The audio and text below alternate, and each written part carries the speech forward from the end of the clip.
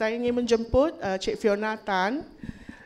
Cik Fiona Tan ialah duta Debra Malaysia yang telah dilantik dan dia akan bincangkan pengalaman dia bersama semualah kat sini ya. Jemput Cik Fiona Tan. Okay, good afternoon everyone. My name is Fiona. Welcome to EB Awareness Day. Thank you very much for picking me to be Debra Ambassador. I'll try my best to raise awareness. I would like to share my past 6 months experience. As an EB patient who is homeschooled, I find that I sometimes have low self-esteem, that I have missed out on being part of society as well as formal education. I do not have all the necessary certificates potential employers normally look for to prove my achievements. As a result, I worked as an admin clerk within the family business for 7 years. In that time, I really wanted to venture out and experience the real corporate world for myself. However, my EB condition combined with my low self-esteem due to never attending a formal school always give me a reason to hesitate and not take that next step forward. I feel that the lack of a formal education coupled with my EB condition strongly disadvantaged me. I feel that I will not be viewed as equally capable as other potential applicants. That being homeschooled is too different for potential employer and not widely understood. Whenever I try looking for work, I would always see the job posting including a minimum requirement of having an SPM certificate, which I don't have. In the end, I found myself for not applying any of the position.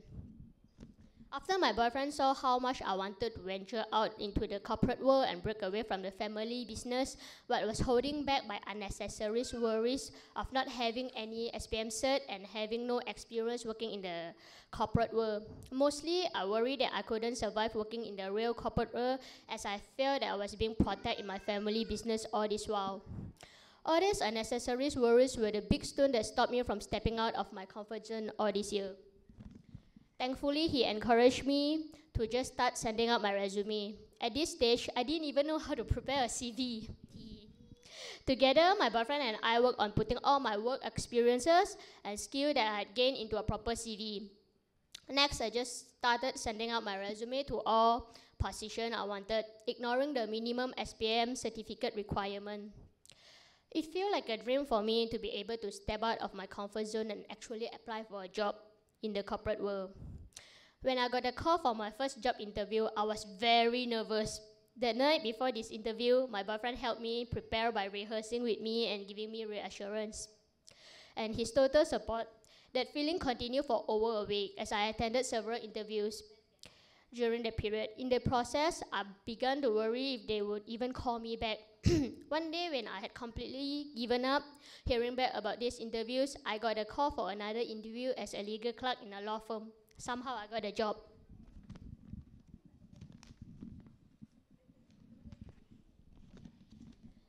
It isn't easy working in a law firm, especially when the firm is lacking the necessary manpower.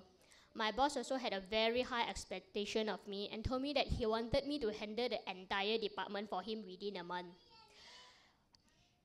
It was tough, especially since I didn't have the experience in this field. I had a really tough time picking it up, as everyone was so busy that they couldn't spare time to guide me. I worked extra hard to pick up the necessary skills, working from 9 a.m. to 9 p.m. It was really tiring, but I knew that I have to learn from scratch and I had to work from the start if I wanted to succeed.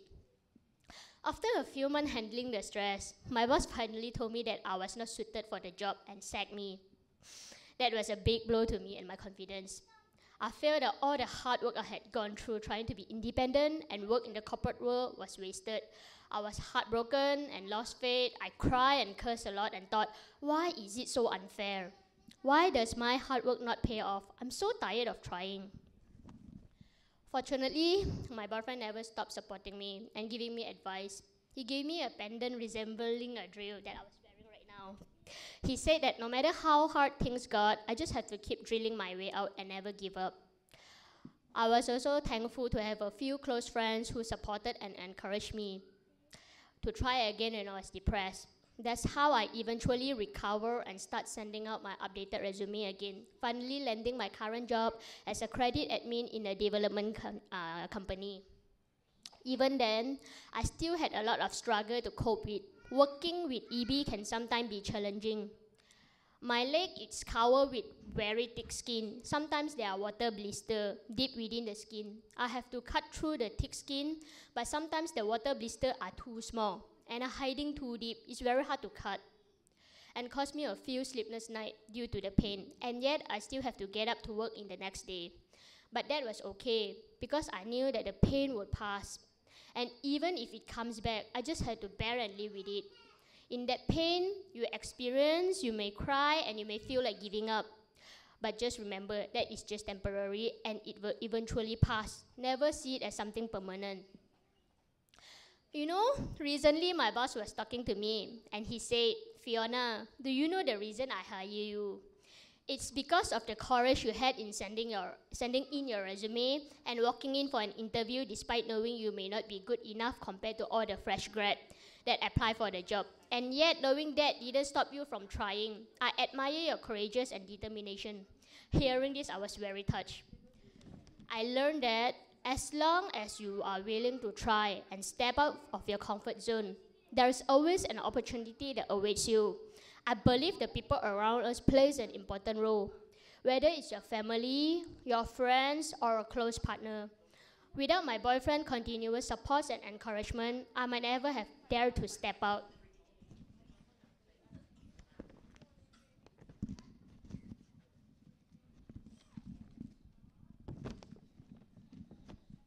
So, for the families and friends here, please never stop believing in your children and never hide their potential.